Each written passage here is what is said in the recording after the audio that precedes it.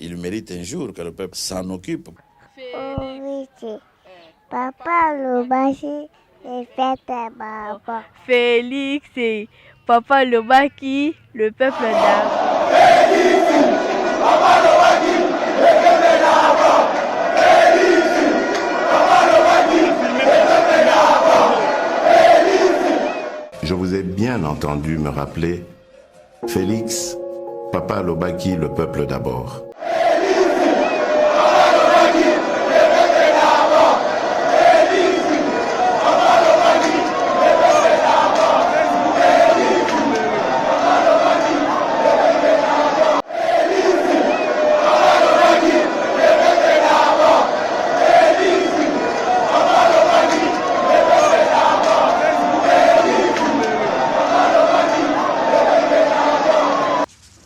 Chers frères, je fais appel à votre sagesse. Unissons-nous, car vous êtes capables de sauver ce pays. Oublions tout ce qui nous a divisés jusqu'ici. Le grand changement que nous attendons, le changement que vous souhaitez, ne sera possible que si chacun de nous tous, Congolaises et Congolais, adopte la même attitude responsable face aux problèmes et défis qui sont les siens, qui sont les nôtres.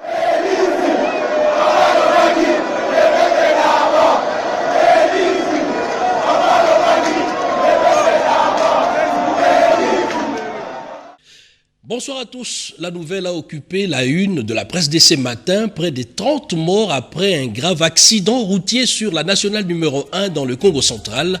Le président de la République, Félix-Antoine Tshisekedi, est arrivé sur les lieux du drame. Les détails à suivre dans un instant dans ce journal.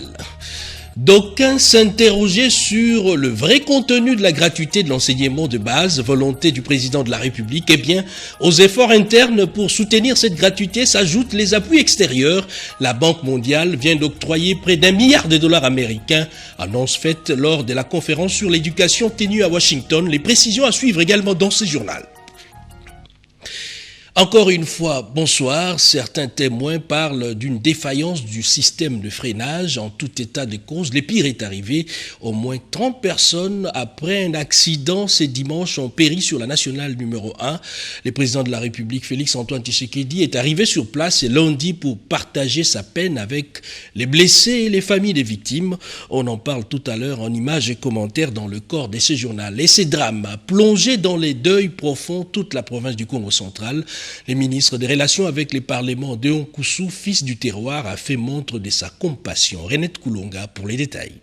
Après l'accident de circulation qui s'est produit en Banzangungu dans la nuit de samedi à dimanche et qui a causé une trentaine de morts et plusieurs blessés très touchés, le ministre des Relations avec les parlements, Deogracias Koussou-Kunzi Bikawa, fils du terroir, en tant que notable du Congo central, a réagi à ces sujets. Je voudrais présenter mes condoléances aux familles touchées par ce deuil qui est au fait national. Ensuite, remercier le président de la République pour avoir agi avec promptitude. Je voudrais dire que le changement de mentalité que le président de la République a toujours promis, voilà le mauvais résultat que nous aurons à chaque fois que nous n'allons pas changer de mentalité. Il faut voir ces véhicules, comment ils sont encombrés quand ils reviennent de nous. Quand même vous vous arrêtez pour le moraliser, ce chauffeur et ces beaux chauffeurs ne l'acceptent pas. Vous verrez que dans un véhicule qui doit prendre 10 personnes, on met une vingtaine et plus la marchandise, personne ne s'en émeut. On voit même de beaux chauffeurs qui sont sur le véhicule. Je voudrais simplement dire qu'il ne faudrait plus que nous puissions vivre cela sur nos routes, sur la nationale numéro 1 dans la province du Congo central. Pour l'histoire, un bis de marque Tata en provenance de Loufou qui avait à son bord des commerçants et leurs marchandises a terminé sa course dans la nature à la descente de la montagne d'Ilombélé, précisément à la bifurcation qui mène vers Kamba. Et dans un tout autre registre, mais dans la même province, cette fois, l'on ne parle pas d'un drame, mais plutôt de la route Boma-Mwanda qui a reçu sa première couche d'asphalte. Et un ouvrage vient d'être construit. Il s'agit du pont Mabuta-Kumbu à la frontière avec Kabinda.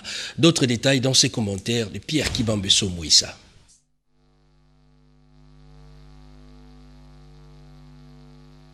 Dans un instant, tout d'abord cette information, cette question, les lois votées à la Chambre basse ont-elles une incidence sur la jeunesse? Eh bien, cette préoccupation a été soumise à la présidente de l'Assemblée nationale, Janine Mabunda, par l'ASBEL Banakin. Sylvie Mouimbo et Bernard Baudot pour le compte rendu. Si ce n'est pas un partenariat formel, c'est du moins un engagement ferme que Banakin Asbel a pris vis-à-vis de la présidente de l'Assemblée nationale, l'honorable Janine Mabunda Lioko. L'exercice va consister à la vulgarisation des lois que la population en général et les jeunes en particulier semblent ne pas maîtriser ou celles dont la teneur n'est pas à la portée du commun des mortels. Généralement, ils ne sont pas au courant des lois qui sont votées. Et surtout ces lois-là, qui sont votées sont généralement en leur faveur. Nous allons commencer à sensibiliser, nous allons suivre de près la production législative pour que ça soit vulgarisé au niveau du commun des mortels. Il s'agit pour nous de démontrer que le quinoa aujourd'hui s'implique davantage dans ce que fait le législateur congolais et particulièrement le législateur quinois. Parce que la ville de Kinshasa, étant le siège des institutions, devrait être à la hauteur de ce défi, d'être cette matrice qui comporte les institutions de la République. Nous avons été très honorés de son accueil et c'était un plaisir pour nous, délégation de Banakin, de pouvoir nous exprimer librement en face de la présidente de l'Assemblée nationale. L'organisation de la célébration du 30e anniversaire de la création de Banakin Asbel va bénéficier de l'implication du speaker de la Chambre basse du Parlement. Certains agriculteurs dans le Holomami ont vu leurs champs détruits par des éléphants et d'autres, leurs proches, tués par ces pachydermes. Eh bien, le Premier ministre l'a dit aux élus de cette province, les victimes seront indemnisées. Françoise Belabouaki et Pompo Oumba. Solutions pratiques pour régler des différends. Sur la liste des préoccupations soumises au chef du gouvernement Ilunga Ilunkamba le lundi dernier, les élus du Holomami ont fait figurer les victimes de destruction des champs et maisons par les éléphants. Le problème d'éléphants, par exemple, il y a eu l'UCCN. Le responsable de cette institution a été instruit par le Premier ministre de prendre toutes les dispositions qui s'imposent pour que les populations qui ont été victimes de comportement de ces éléphants puissent être indemnisées.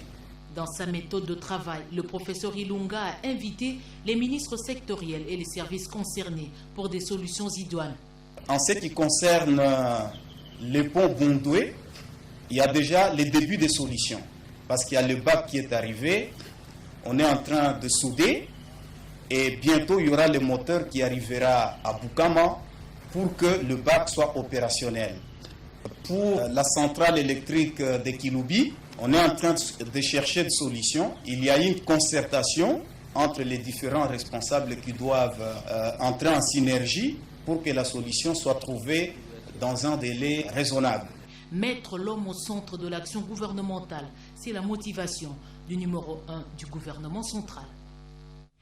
Les notables de l'espace katangais apportent leur soutien au Premier ministre Sylvestre Ilunga Ilunkamba. Ces derniers l'ont dit au cours d'une soirée organisée à l'honneur du chef du gouvernement. On écoute ici l'adresse du chef de l'État à cette communauté. Suivez. Je suis katangais. J'ai entendu les défis auxquels est confronté le Katanga. Mais ces défis ne sont pas différents des défis auxquels sont confrontés le reste des provinces de ce pays. La description que le coordonnateur de la communauté katangaise a faite de la situation de notre pays, des conditions de vie de la majorité des citoyens de ce pays, cette description s'applique à l'ensemble des provinces de notre pays. Nous allons travailler, bien sûr, nous allons travailler en tant que Premier ministre. Je suis Premier ministre de tous les Congolais. En travaillant pour résoudre les problèmes auxquels le Congo est confronté, nous travaillerons ensemble pour résoudre en même temps les problèmes auxquels le Katanga, le Grand Katanga, est confronté. Un lapsus plutôt, c'est le chef du gouvernement, c'est que je voulais tout naturellement dire au lieu de chef du président de la République. C'est un peu un test avant un programme formel avec le Fonds monétaire international, une facilité rapide d'environ 200 millions de dollars américains, enveloppe du FMI pour la RDC.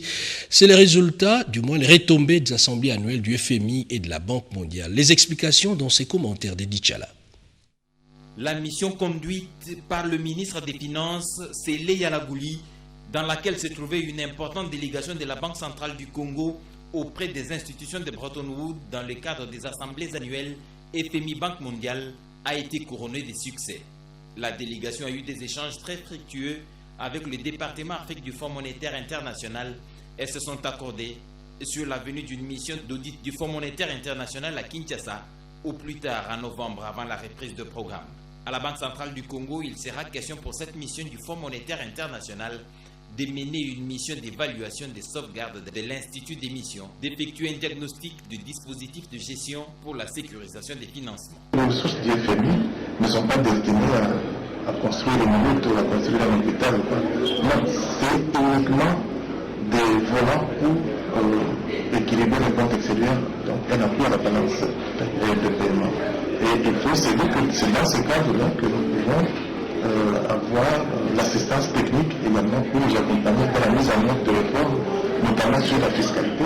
Compte tenu des risques qui pèsent sur l'économie congolaise, une facilité rapide du Fonds monétaire international contre les chocs de 180 à 200 millions de dollars américains pourrait être décaissée en faveur de la République démocratique du Congo. L'exécution satisfaisante de ce programme ouvrirait les discussions pour la mise en place d'un programme formel qui sera appuyé par la facilité élargie de crédit du Fonds monétaire international et les appuis de la Banque mondiale. Certains voyaient la gratuité de l'enseignement fondamental avec beaucoup de recul. Comment y arriver? Avec quels moyens? Des efforts ont été consentis en interne. Et voilà, la Banque mondiale qui vient d'octroyer près d'1 milliard de dollars américains, annonce faite lors de la dernière conférence sur l'éducation à Washington. Anastasie Doumbou nous en dit un peu plus. La République démocratique du Congo peut compter sur ses partenaires extérieurs pour soutenir la vision du président de la République sur la gratuité de l'enseignement primaire. C'est le cas de la Banque mondiale qui a promis 1 milliard de dollars américains non remboursables pour appuyer la politique de la gratuité. Une promesse faite lors d'un forum axé sur l'éducation à Washington.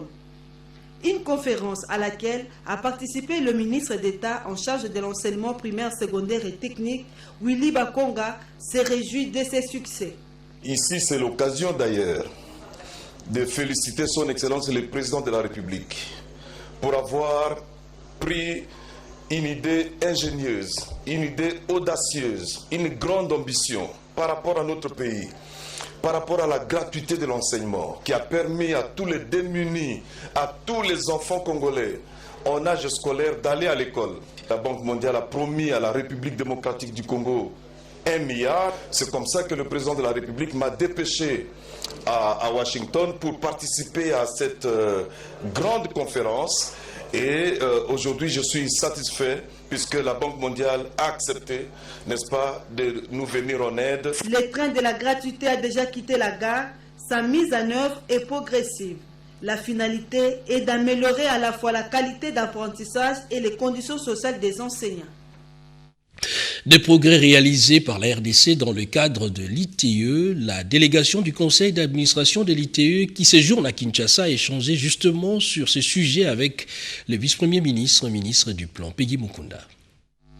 La République démocratique du Congo vient d'accomplir des progrès significatifs dans la mise en œuvre de la norme ITIE 2016. C'est ce qui justifie la présence de la délégation ITIE internationale dans la capitale. Donc le résultat, de façon générale, c'est que c'est un résultat très positif où la RDC a fait des acquis majeurs sur plusieurs aspects de la norme ITIE. Le Conseil a conclu également qu'il y a des éléments d'amélioration et que le Conseil a donné à la RDC 18 mois pour mettre en œuvre ces mesures correctives. Une initiative combien louable pour les pays, a martelé la vice-première ministre, ministre du Plan, Élisée Mounemboué. La République démocratique du Congo a accueilli avec joie cette validation par l'ITIE et les résultats obtenus. La République est contente de ces résultats et nous avons dit que par rapport aux mesures correctives, nous allons nous y mettre avec tous les partenaires afin de pouvoir rencontrer ces mesures d'ici le prochain rapport qui aura lieu dans 18 mois. Le 16 avril, c'est la date de ma naissance, donc c'est une date que je n'oublierai jamais. La mise en œuvre de l'ITIE en RDC devrait constituer un exemple de probité et d'adhésion au code de conduite de l'ITIE et au protocole de la société civile. Les tests d'admission à la prestigieuse École nationale d'administration, nous sommes à la 6e édition. La ministre de la fonction publique a lancé officiellement ces tests à partir de l'IEC Gombe, nous dit José Baïtouambo. Chaude poignée de main entre le gouverneur de la province du Lualaba et le ministre de la fonction publique, 24 heures seulement après le lancement de la 6e édition du test d'admission à l'École nationale de l'administration. Richard Mouyej Manguez-Mons est venu puiser à la source auprès de Yolande et Bongo Bosongo les contours de l'organisation de ces tests. Il s'agit bel et bien des conditions ou critères de sélection de candidats, le recrutement proprement dit et autres. Le souci de bien comprendre la manière dont sont organisées ces épreuves qui permettent aux candidats jeunes des provinces d'être inscrits à l'École nationale de l'administration. Je crois que la procédure devrait être clarifiée. Elle l'a bien expliqué, avec beaucoup de compétences, je transmettrai, mais il faut tenir compte de certains aspects qui puissent mettre tout le monde à l'aise. La province du Lualaba avait elle aussi aligné une centaine de compétiteurs ou candidats sur les 4000 participants à avoir passé ce test organisé le dimanche 20 octobre sur toute l'étendue du territoire national et qui vise le rajeunissement de la fonction publique tel que souhaité par le chef de l'État Félix-Antoine Tshisekedi Tshilombo.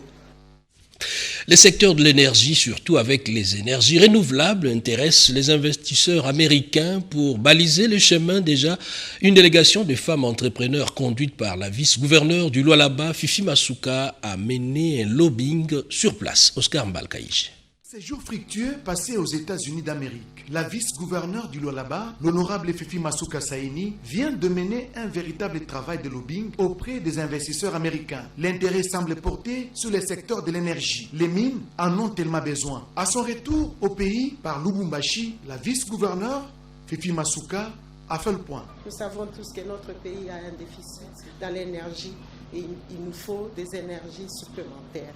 Voilà pourquoi nous avons été invités par l'ambassade des États-Unis qui nous a permis de pouvoir y aller avec une délégation par un ordre de mission signé par le gouverneur et le ministre de l'Intérieur pour nous permettre d'y aller et de participer, ainsi de trouver de nouveaux investisseurs qui veulent bien venir au Congo pour investir dans l'énergie. Des rencontres avec des investisseurs qui se sont dit séduits par les différentes opportunités qu'offre la province. Nous avons rencontré beaucoup de personnes, entre autres Herman Cohen, M. Gad et les autres investisseurs qui nous ont écrit, qui ont déjà écrit à notre province il y a de cela 3 mois, dans leur intention de venir s'installer à Kolwezi, dans la province du Lualaba et dans la République démocratique du Congo. Le Lualaba veut rester l'une des provinces pilotes de la RDC, et cela par le travail. La participation du Lualaba à ces forums a donné une idée claire aux investisseurs américains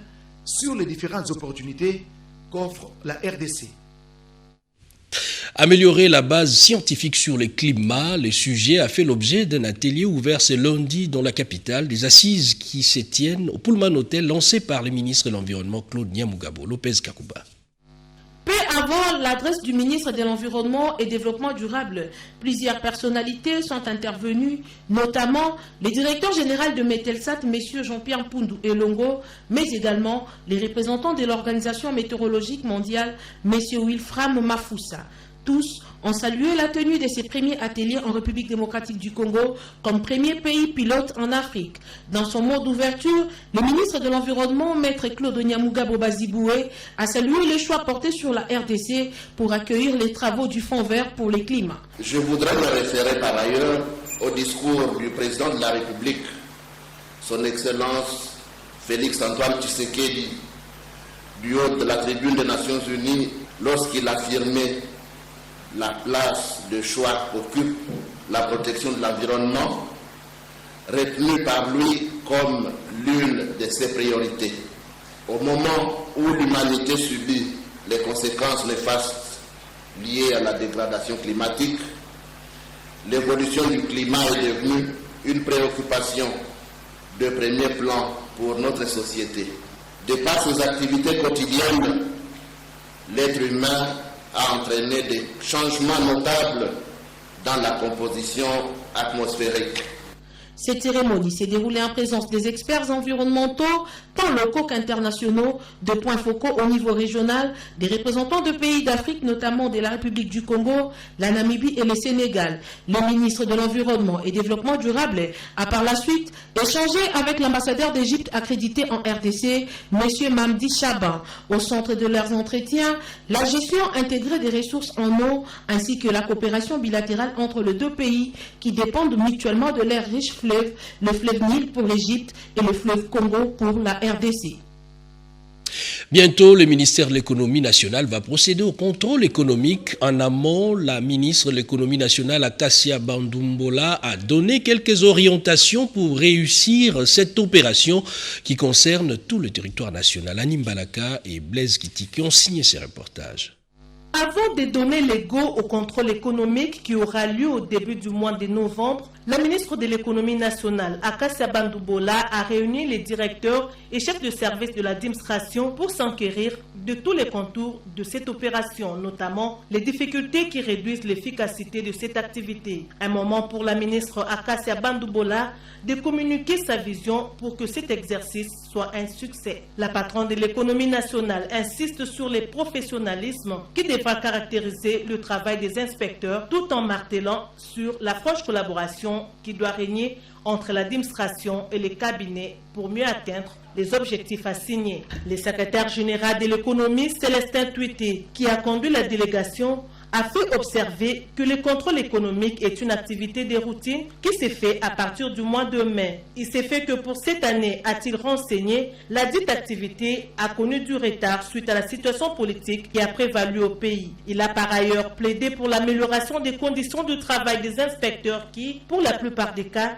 effectuent ce travail avec beaucoup de difficultés suite à l'absence de la logistique appropriée. Il a aussi plaidé pour la tenue de séminaires de renforcement des capacités de chaque agent afin qu'il actualise leurs connaissances en la matière. Après ces échanges, la ministre de l'économie nationale a promis de faire le nécessaire afin de répondre à leur cahier de charges et aussi de rencontrer personnellement les différents chefs d'équipe pour leur donner des instructions fermes sur les grands défis de cette opération qui va bientôt commencer.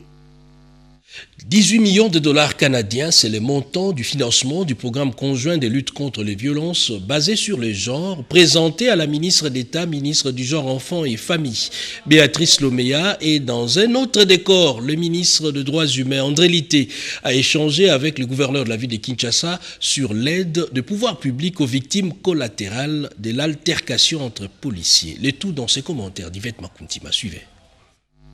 Le nombre de partenaires autour de ces programmes illustre bien l'intérêt social que rêvait celui-ci en ce qui concerne les résultats attendus. Les programmes conjoints de lutte contre les violences basées sur le genre, soutenus par une enveloppe de près de 18 millions de dollars canadiens, financés par le Canada. Quant à ces jours, plusieurs centres intégrés des services multisectoriels, des prises en charge des victimes de viols, notamment les guichets de prise en charge, les guichets médicaux, psychosocial, juridiques et des réinsertions socio-économiques. Des explications fournies à la ministre d'État, ministre du Genre, Enfants et Famille, Béatrice Lomea, tilitée par la coordonnatrice de la composante consolidation de la paix et renforcement de la démocratie du PNUD, chef de ces projets, Sabine Oubéré-Outou. Ces programmes mis en œuvre en 2018 concernent 5 zones géographiques, le Nord Kivu, les Sud Kivu, Ituri, Kinshasa et les Kasaï centrales, sous la tutelle du ministère du Genre, Enfants et Familles.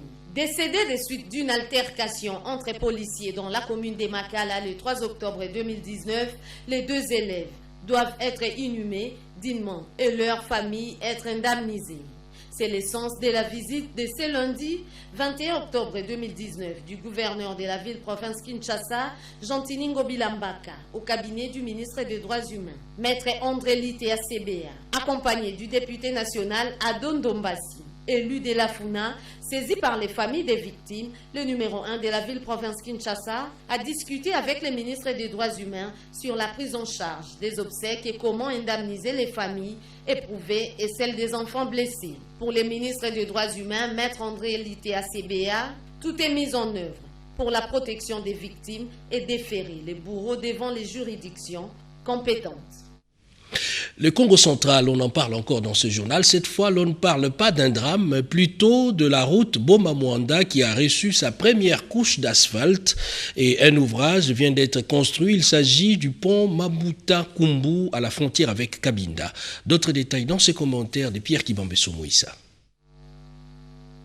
Très préoccupé par le développement de la République démocratique du Congo qui devra partir de la base, le président de la République Félix Antoine Tshisekedi Tshilombo a procédé au lancement des travaux de réhabilitation de l'axe routier Boma-Mwanda sur la nationale numéro 1 en détérioration très avancée. Dès le lendemain de cette cérémonie, l'office des routes s'est mis à l'œuvre. Le travail consiste à avoir éliminé tout le penchant et à retenir la circulation entre le PK21 jusqu'au PK81. 5 mois après le lancement de travaux par le chef de l'État, la route Boma-Mwanda est aujourd'hui en pleine phase d'asphaltage. Toujours dans le cadre du programme d'urgence du chef de l'État, le pont Mabuta-Kumbu, dans le territoire de Lukula, au Congo central, vient d'être construit sur financement de la Banque mondiale par le biais de la CFF, cellule du ministère des Finances de la RDC, chargée d'exécution des financements en faveur des États fragiles. Ces ponts de 50 tonnes et de plus de 36 mètres de long et d'intérêt national, il est érigé sur la route menant vers la frontière de la RDC avec le Kabinda. Le pont Mabuta-Kumbu, construit après l'écroulement d'un camion emportant l'ancien pont vétuste, n'attend plus que son inauguration officielle. Toute la population qui se trouve de nouveau Voangou avait des problèmes pour pouvoir évacuer ses marchandises parce qu'il n'y avait plus de pont, parce que les camions ne pouvaient plus traverser. Mais maintenant, étant donné que nous avons réhabilité ce pont, les ponts pourront traverser, donc il n'y aura plus de rupture de charge. Une priorité des priorités, l'agriculture est choisie par le chef de l'État comme un des piliers du développement de la RDC. C'est dans cette optique qu'une plateforme des usines de transformation de produits agricoles est en train d'être implantée à Lukula. Alain Lungungu, coordonnateur de la CFF, explique le projet. Son Excellence, Monsieur le Président de la République, avec son slogan « Le peuple d'abord », le peuple d'abord, c'est ceci, avoir une usine qui permet aux agriculteurs, aux producteurs locaux de pouvoir écouler leurs produits agricoles, c'est-à-dire créer un débouché pour eux. Ça va leur permettre de gagner de l'argent à travers l'activité agricole qu'ils sont en train d'exercer. Donc voilà un peu l'approche économique du pôle de croissance. Nous sommes vraiment contents que si on multiplie de tels projets un peu partout à travers notre pays, ça sera une bonne chose. On ne fait pas les choses à moitié. Cette plateforme agro-industrielle doit fonctionner grâce au courant électrique fiable. On y a bien sûr pensé. Le projet de développement des pôles de croissance appuie l'agro-industrie. Et sans énergie, sans courant électrique, ce sera un vœu pieux. Là, nous venons de constater la fin des travaux, l'achèvement des travaux.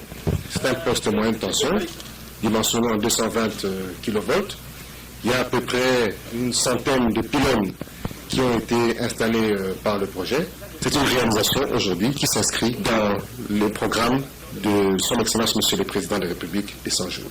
Le Congo central vibre au rythme de grandes réalisations dans le cadre du programme d'urgence du chef de l'État, des réalisations soutenues par la Banque mondiale, par l'entremise de la CFF, cellule du ministère des Finances. Le Haut Conseil de la francophonie s'est réuni ce lundi 21 octobre. S'en est suivi la signature de l'acceptation du cahier des charges de l'OIF pour l'organisation de 9e Jeux de la francophonie. C'était sous la présidence du ministre d'État à la coopération, Pépin Guillaume Manjolo. Les détails dans ses commentaires de Séverine Pascal Katanda. Suivez. La République démocratique du Congo, retenue comme pays hôte du 9e Jeu de la francophonie 2021 après le désistement du Canada Brinkschwitz. Ce lundi 21 octobre, le ministre d'État en charge de la coopération Guillaume Pépin Manjolo, accompagné de plusieurs membres du gouvernement, a signé le document d'acceptation du gouvernement congolais de l'organisation du 9e Jeu de la francophonie à Kinshasa en 2021. L'organisation de ce jeu est un défi majeur pour le pays et sera un challenge à la hauteur selon les prescriptions du chef de l'État et sur les instructions du Premier ministre. Nous avons l'occasion extraordinaire de montrer au monde que nous ne sommes pas seulement ces pays qui est frappé sans cesse par les affres de la nature, mais aussi ces pays qui ont une capacité des rebondissements extraordinaires, qui a toujours prouvé que peu importe la situation, ils sont en mesure de s'en sortir. Pour le gouverneur de la ville, Jean-Tini Ngobila, malgré le délai imparti, ces défis sera surmonté grâce à l'assemblage des énergies positives et sera une fierté pour Kinshasa. Accueillir cet événement culturel et sportif réunissant toute la jeunesse francophone constitue un défi majeur pour notre pays et surtout notre ville de Kinshasa. C'est donc une fierté pour notre ville de Kinshasa, première ville francophone au monde. Bien avant cela, le Haut Conseil de la francophonie s'était réuni pour statuer sur la question d'organisation de ce 9e jeu à Kinshasa. Il était composé du ministère d'État, de la coopération, des communications et médias, du ministère des Sports, Culture et Arts, Jeunesse, Recherche scientifique et la représentante du chef de l'État à la francophonie. Vers un partenariat entre la province du Sankourou qui s'élance vers le chemin du développement et la RTNC pour un accompagnement médiatique. Le directeur général de ces médias publics, Ernest Ilunga Kabila, s'est entretenu avec le numéro 1 de l'exécutif provincial. D'autres détails à travers ses commentaires.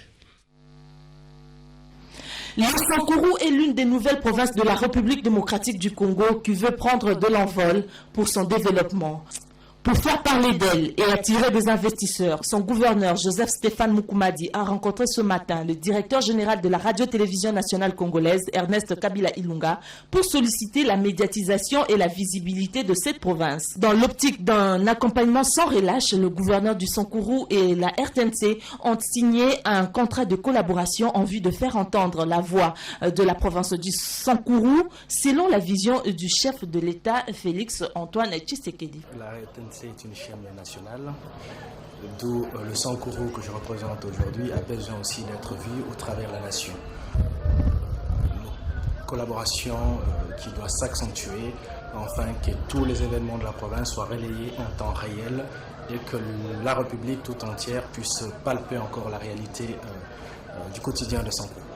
Le Sankourois, que l'ère a sonné et comme on s'est dit qu'il est temps aujourd'hui de travailler. Derrière nous, les élections, maintenant c'est le travail, d'où la RTNC va nous aider à couvrir le travail que nous allons accomplir dans cette province, afin que la nation tout entière puisse rebondir et voir le prouesse que nous allons poser par ce partenariat tant entendu dans cette province que le Sankourou. Les élections étant passées, l'heure est à la construction et au développement, a dit Joseph Stéphane Mukumadi, qui du reste s'est dit très satisfait de la générosité du directeur général de la RTNC, Ernest Kabila, qui ne lésine d'aucun effort pour accompagner les actions des gouverneurs des provinces. Un nouveau comité provincial réaménagé, ville de Kinshasa, à la tête de la Convention des démocrates travaillistes unifiés. Dichala pour les détails.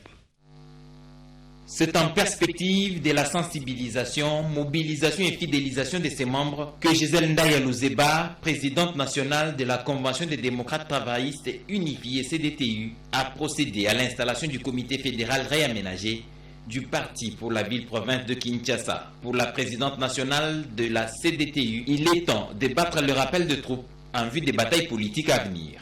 Je suis en train de voir la vision 2023, une vision qui va très bien se réaliser. Par rapport à l'implantation du parti dans la ville-province de Kinshasa, je viens du Kasaï oriental, là où j'ai fait pratiquement 10 jours pour la redynamisation du parti. Et après-demain, je serai au Katanga, voire même là-bas, pour faire le même travail.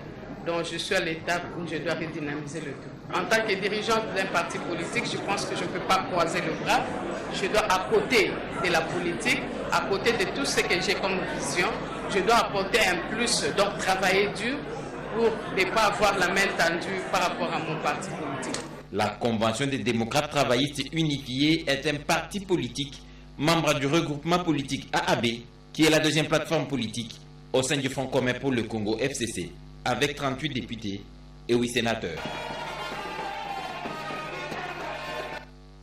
Avant de boucler complètement ce journal, c'est communiqué de la cellule de communication du ministère d'État, ministère de l'Emploi, Travail et Prévoyance sociale. La cellule de communication de son Excellence, Madame la ministre d'État, ministre de l'Emploi, Travail et Prévoyance sociale, porte à la connaissance de l'opinion tant nationale qu'internationale que des individus non autrement identifiés ont usurpé l'identité de Madame Néné Ilunga Nkoulou en créant un faux compte Facebook et un faux compte bancaire. Ces arnaqueurs promettent à leurs victimes une formation professionnelle au Canada avec possibilité d'emploi. La cellule de communication tient à préciser que ces deux comptes sont de faux et n'appartiennent nullement à son Excellence Madame Néné Ilunga Nkoulou. La cellule de communication décline toute responsabilité sur quiconque se laisserait duper par cette escroquerie, du reste condamnable par les lois de la République. Actuellement, les équipes techniques travaillent pour identifier ces individus et la cellule juridique du cabinet s'apprête à saisir la justice pour usurpation d'identité, escroquerie et trafic d'influence. La cellule de communication rappelle que Mme Néné Ilunga Nkoulou communique sur des comptes officiels et bien identifiés. Un communiqué signé Robert Ndaye Tichense, conseiller en communication. Eh bien, c'est la fin de ce journal. Merci à vous de nous avoir suivis. Merci surtout à ceux-là qui nous ont suivis depuis la ville de Kisangani dans la province de la Chopo. À suivre après ce journal en page spéciale, la récente visite du vice-premier ministre, ministre de la Justice, Célestin Tunda Kassende à la prison centrale de Makala. Et Joël Makela revient à 22h pour la suite de l'actualité. Les restes à suivre également sur le www.rtnc.cd. Bonsoir. Il mérite un jour que le peuple s'en occupe. Papa Lobaki, le peuple d'abord. Félix, Papa Lobaki, le peuple d'abord. Papa Lobaki, le peuple d'abord. Papa Lobaki, le peuple d'abord. Je vous ai bien entendu me rappeler, Félix, Papa Lobaki, le peuple d'abord.